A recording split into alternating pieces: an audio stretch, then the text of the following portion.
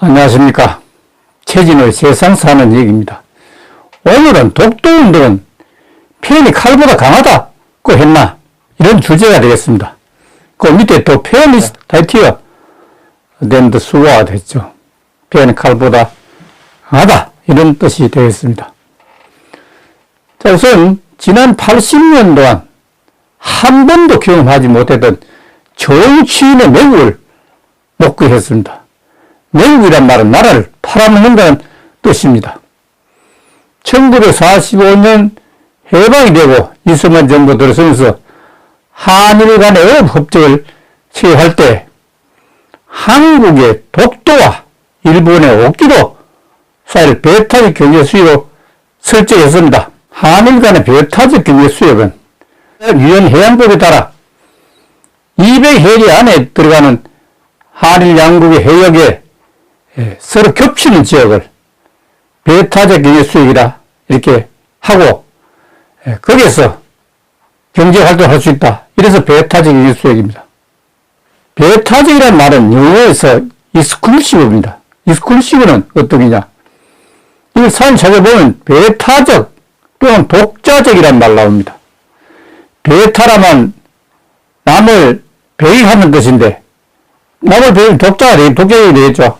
그런 같은 뜻이에요. 경제 수역 안에서 같이 어업 활동을 한다는 얘기입니다. 한국을 잡으면 경제 이익이 생겼죠. 그래서 배타적 경제 수역이라는 말이 생긴 이유입니다. 1945년 이승만 정부는 한국의 가장 동쪽 영토인 한국의 독도와 일본의 가장 서쪽 영토인 오키도 사이를 한일 배타적 경제 수역을 설정하고 1945년 이승만 정부가 한일 어업협정을 체결했습니다. 1945년 이승만 정부 때부터 1998년 2월 말까지 때까지 무려 54년 동안이나 한일 어업협정을 유효해왔습니다. 54년은 반세기죠. 그렇습니다. 그런데 1998년 3월부터 김대중 정부가 들어서면서 김성길 해양수산부 장관이 주도하에 98년 11월 28일 어업과 영토는 별개라는 말도 안 되는 꼼수를 사용해가지고 한국의 울릉도와 일본 오키도 사이를 한일 배타적 경제 수역으로 설정했습니다. 이게 바로 매국입니다. 왜 그러냐면 한국의 울릉도가 되면 독일이 없어졌잖아요. 그렇죠?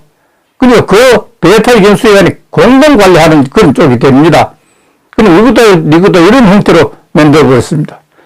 전에는 한국의 독도와 이래를 할 때는 일본의 독도라 말할 수 없습니다. 왜? 한국이 세계적 공조에 이미 있는데 이런 어리석은 짓을 하면서 매국을 했는 거죠.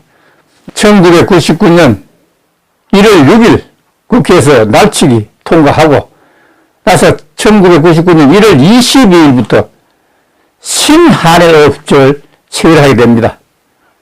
그리고 이거는 한국의 울릉도와 일본 오키도 사이로 이렇게 이의지를 설정했다는 그런 결과가 됩니다. 그때부터 대한민국은 신한일 어업협정의 노예가 됐습니다. 천년 같은 한국의 독도라는 이 말이 사라졌습니다. 오통제라. 장차 이 일을 어찌해야 할 것인지 김대중 대통령 작고가 안 계시는가. 이게 정말 답답한 심정입니다. 한국의 독도라는 사실 때문에 독도는 일본 땅이라는 말을 사용할 수 없었습니다. 한국의 독도라는 말이 얼마나 큰 힘을 가졌는지 알 수 있는 대목입니다. 그때까지만 해도 일본은 독도는 일본 땅이다 할 수도 없었고 하지도 못해서 왜 유엔에 정하고 있기 때문에 그렇습니다. 그럼 방법은 없는가? 방법이 있습니다. 안 합니다. 이 정부가. 들어보세요. 이 유엔 해양법에 의하면 배타적 경제 수역의 효력을 3년을 정해놨습니다. 3년마다 갱신할 수 있다는 얘기죠. 이게 좋은 거라고 지금 안 하고 있습니다. 김대중 다음에는 노무현 대통령이 할 리가 없죠. 같은 좌파 정부니까. 그 다음에 이명박, 그 노무현 정책을 꼼짝 못했고, 박근혜는 또 그대로 자기가 탄핵될 정도였으니까 또 하지도 못했고, 문재인 대통령은 그렇게 일부를 싫어하면서도 그거 하나 하질 않습니다. 그러니까 지금 23년 동안 그대로 당하고 있다는 얘기입니다. 이게 말이 되는 소합니까? 1999년 1월 22일 시작해서 3년 되면, 바꿀 수 있는 3년은 2002년 1월 22일까지입니다. 1차 할 때 아무도 안 바꿨어요. 한국 안 했습니다. 그 다음 2차가 언제냐? 또 3년이 2005년 1월 20일까지입니다. 해도 한국까지 꼼짝도 안 하고 있으니까. 자, 일본이 그때까지만 해도 한국 독도는 일본 따로 하지 않았습니다. 언제 바뀔지 모르니까. 안 하니까 이제 포기했구나 생각하고 2005년 1월 20일까지도 안 하니까 딱 한 달 참아봅니다. 2005년 2월 22일 시네마 현에 소속이니까 2005년 2월 22일 바로 타케시마는 독도는 일본 땅이라고 선포를 하게 됩니다. 선포를 하면 어떻게 되냐? 8억 독도 일본 땅으로 명기가 되게 되어 있습니다. 그래서 선포를 했으니까. 그런 형태를 몇 번 발라면 지금 7번 발라도 꼼짝 안 하고 있습니다. 이게 말이 됩니까? 그래서 신한업을 파기할 수도 안 했어. 그래 그때부터 2005년 1월 20일 이후부터 스펙을 쌓아갑니다. 초중 고등학교 할 것 없이 전부 독도는 일본 땅. 대학교 그 다음에 38개 교과서가 그게 등재 매년 하고 있고 그 다음에 또 국방백서, 외교백서 얼마나 많은 외교문서를 전부 독도는 일본 땅 이렇게 넣어가지고 산더미의 스펙을 쌓고 있습니다. 23년 동안 했으니까.